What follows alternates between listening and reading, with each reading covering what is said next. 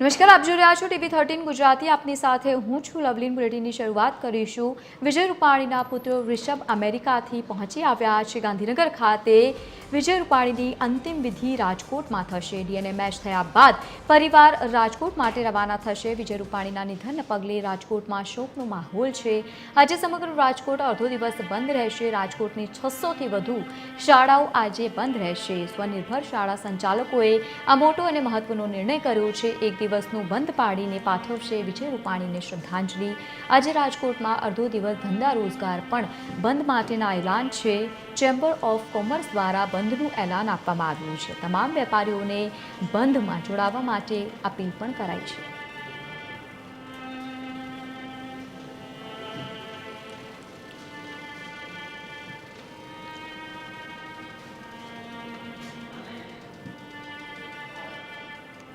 તો આ જ મુદ્દે સંવાદદાતા રવિ મોટવાણી આપણી સાથે રાજકોટથી જોડાયા છે.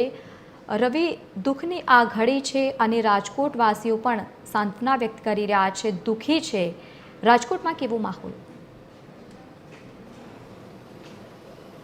જી જરૂરથી જણાવી દઉં, ગત ગુરુવારે જે અમદાવાદમાં પ્લેન ક્રેશની જે દુર્ઘટના બની, જેમાં રાજકોટના પનોતા પુત્ર અને ગુજરાતના પૂર્વ મુખ્યમંત્રી વિજય રૂપાણી સહિત 264થી વધુ લોકોના મોત થયા છે, જે દુઃખદ ઘટના છે. આ ઘટના કોઈ દિવસ ભૂલાશે નહીં અને આ દિવસ પણ કોઈ દિવસ ભૂલી શકાશે નહીં. રાજકોટના ગુજરાતના પૂર્વ મુખ્યમંત્રી વિજયભાઈ રૂપાણીના અંતિમ સંસ્કાર માટેની જે તૈયારીની વાત આવે છે, પાર્થિવ દેહ રાજકોટ લઈ આવવાની વાત આવે છે, એક વાત આવે છે, ત્યારે તૈયારીના ભાગરૂપે રાજકોટમાં તેમના જે પ્રકાશ સોસાયટીનું નિવાસ સ્થાન છે ત્યાં કયા પ્રકારની તૈયારી ચાલશે, પાર્થિવ દેહને કઈ રીતના લઈ આવવામાં આવશે, તે ભાજપના પ્રવક્તા રાજુભાઈ ધ્રુવ આપણી સાથે છે. તેમની પાસેથી જ આપણે જાણવાનો પ્રયાસ કરીશું. રાજુભાઈ, શું તૈયારીઓ ચાલી રહી છે? અત્યારે ગાંધીનગર એમના આવાસે એમના ધર્મપત્ની શ્રીમતી અનલીબેન રૂપાણી, એમના પુત્ર ઋષભભાઈ રૂપાણી, એમના દીકરી રાધિકાબેન, એ તમામ પરિવારજનો અને અન્ય પક્ષના સાથીદારો બધા ત્યાં છે. અત્યારે ત્યાં સમગ્ર ગુજરાતમાંથી અગ્રણીઓ, પ્રદેશ ભાજપના અગ્રણીઓ, પદાધિકારીઓ, સંગઠનના કાર્યકર્તાઓ, વિવિધ સહકારી સંસ્થાના આગેવાનો, સૌ કોઈ એમને સાંત્વના દેવા ગાંધીનગર પહોંચ્યા છે. મૃતદેહની ઓળખ ચાલી રહી છે. એ પૂર્ણ થયા બાદ એમના પરિવારજનો સૌ સાથે મળી નિશ્ચિત કરશે અને એમને રાજકોટ લાવવામાં આવશે. રાજકોટ એમનો જે રીતનું એક સંભવિત કાર્યક્રમ નક્કી કરવામાં આવ્યો છે. રાજકોટ મહાનગર ભારતીય જનતા પક્ષ, પોલીસ તંત્ર, વહીવટીતંત્ર અને કાર્યકર્તાઓ સાથે મળી અને જે એક ટેન્ટેટિવ રૂટ, એક સંભવિત જે કાર્યક્રમ છે એ આ પ્રકારે છે. ત્યાંથી આવશે અમદાવાદથી, અહીં ગ્રીનલેન્ડ ચોકડીથી રણછોડદાસજી મહારાજનો આશ્રમ, ત્યાંથી ડિલક ચોકથી પારવડી ચોકથી સિવિલ હોસ્પિટલ ચોક, ત્યાંથી ચૌધરી હાઈસ્કૂલથી બહુમાળી ભવનથી જિલ્લા પંચાયત ચોકથી કિસાનપરા ચોકથી રૈયા રોડ અંડરબ્રિજ, ત્યાંથી આમ્રપાલીથી હનુમાનમઢી ચોકથી નિર્મલા કોર્નર થઈ અને એમનું નિવાસસ્થાન પૂજિત સોસાયટીમાં છે, ત્યાં એમના પાર્થિવ શરીરને લાવવામાં આવશે. અહીં અંતિમ દર્શન કરવા માટે રાખવામાં આવશે. ત્યારબાદ એક સંભવિત રૂટ જે નક્કી કરવામાં આવ્યો છે એ એમના નિવાસ સ્થાનેથી નિર્મલા કોન્વેન્ટ થઈ કોટેચા ચોકથી ઝાંસીની રાણીની પ્રતિમા, મહિલા કોલેજ ચોક થઈ LIC થઈ એસ્ટોન ચોકથી આગળ ઉપર જઈ માલવીયા ચોકથી કોર્પોરેશન, કે જ્યાં વિજયભાઈની એક કારકિર્દી, એક લોકસેવક તરીકેનું કારકિર્દી એમને જ્યાં પાંગરી હતી, જ્યાં એમને એક આદર્શ લોકસેવક તરીકે લોકોની સેવા કરી હતી, એવું મહાનગરપાલિકા ચોક થઈ, ભૂપેન્દ્ર રોડ થઈ, કોઠારી નાકા થઈ અને એમને અંતિમ ધામ રામનાથ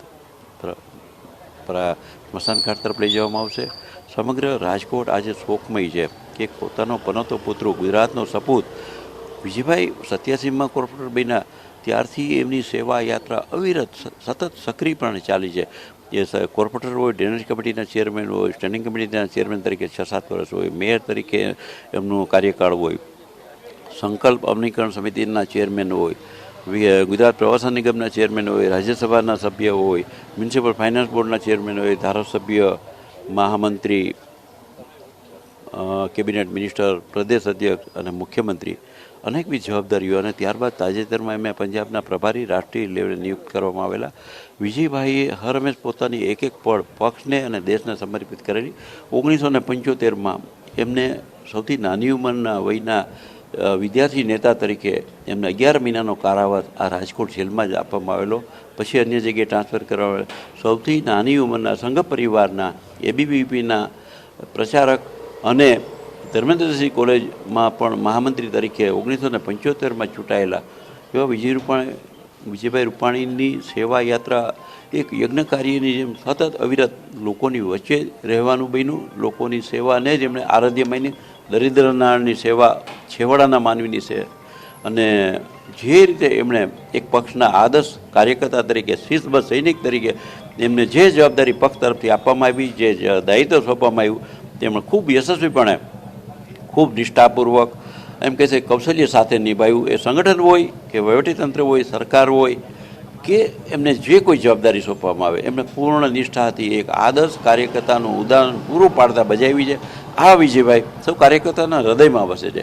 આજે રાજકોટ જ્યારથી આ સમાચાર જાણે છે, રાજકોટના મોટાભાગના લોકો પણ ગમગમી છે, બધાય શોકાતુર છે. રાજકોટ ભારતીય જનતા પક્ષના કાર્યકર્તાઓના હૃદયમાં ઊંડો આઘાત લાગ્યો છે. સમગ્ર ભારતીય જનતા પક્ષ સ્તબ્ધ છે. આજે વિજયભાઈ અને એમની સાથે 264 અન્ય યાત્રીઓ, પ્રવાસીઓ, એમના પણ અકાળે દુઃખદ અવસાન થયા છે. સૌને શ્રદ્ધાંજલિ આપીએ. વિજયભાઈને શ્રદ્ધાંજલિ આપવા માટેનો કાર્યક્રમ પણ રેસકોર્સની અંદર પ્રાર્થના સભા દ્વારા આયોજિત થઈ રહ્યો છે. અને ત્યાં પણ સમગ્ર સૌરાષ્ટ્રમાંથી, સમગ્ર ગુજરાતથી લોકો પોતાના નેતાને ભાવભીની ભાવાંજલિ પાઠવવા આવશે. અને એ રીતે કોઈને અગવડતા ન પડે, અને રાજકોટવાસીઓને અગવડતા પડે, અને આવનારા લોકોને અગવડતા પડે, એ રીતે સમગ્ર કાર્યક્રમનું આયોજન રાજકોટ મહાનગર ભારતીય જનતા પક્ષ, પોલીસ તંત્ર અને વહીવટીતંત્ર દ્વારા ગોઠવવામાં આવ્યું છે. આગળ ઉપરનું જે કંઈ એમને અહીં એમના પાર્થિવ શરીરને લાવવાની વાત છે, એ એમના પરિવારજનો અત્યારે એ જ દિશામાં વિચારી રહ્યા છે. જેવો પાર્થિવ શરીર એમને સોંપવામાં આવશે, એ ત્યારબાદ સમગ્ર કાર્યક્રમ સંપૂર્ણપણે નિશ્ચિત કરી અને જાણ કરવામાં આવશે. રાજુભાઈ, વાત કરીએ હવે વિજયભાઈ આપણી વચ્ચે નથી, તૈયારીઓ પણ થઈ રહી છે. એક લાઇનમાં કહીએ વિજયભાઈ માટે આપ શું કહેશો? એક આદર્શ લોકસેવક, પ્રજા વત્સલ રાજપુરુષ, અજાત શત્રુ રાજનેતા અને સૌથી મોટો મૂલ્યોનો માનવી, એક માયાળુ માનવી કે જેના હૃદયમાં સામાન્ય લોકો પ્રત્યે, દરિદ્ર નારાયણ પ્રત્યે, કાર્યકર્તા પ્રત્યે તો ઊંડી લાગણી હતી, પણ વિરોધીઓના પણ સાચા કામમાં એ હંમેશા અગ્રસ્ત રહેતા. એના આંગણે આવેલો કોઈ નિરાશ થઈને નથી ગયો. આવા વિજયભાઈ હતા. વિજયભાઈ સૌના હતા અને વિજયભાઈ માટે સૌ કોઈ પોતાના હતા. વિજયભાઈ, હું માનું છું કે રાજકોટના વિકાસના સ્વપ્નદ્રષ્ટા હતા. આજે રાજકોટમાં જે કાંઈ બ્રિજ, 5 ફ્લાયઓવર બન્યા, અટલ સરોવર બન્યું, જનાના હોસ્પિટલ બની, એમ્સ રાજકોટને મળી, ઇન્ટરનેશનલ એરપોર્ટ બન્યું, તો એના પાયાના પથ્થર એ વિજયભાઈ છે. રાજકોટનો જે રીતે ચારેય દિશામાં વિકાસ થયો છે, એના સ્વપ્નદ્રષ્ટા, એના શિલ્પી વિજયભાઈ છે. આજે સૌની યોજના વડાપ્રધાન નરેન્દ્રભાઈ મોદીએ ગુજરાતના પાણીના સમસ્યાને ભૂતકાળ બનાવી, નર્મદા બંધ પૂર્ણ કર્યો નરેન્દ્રભાઈ વડાપ્રધાન બનતાની સાથે.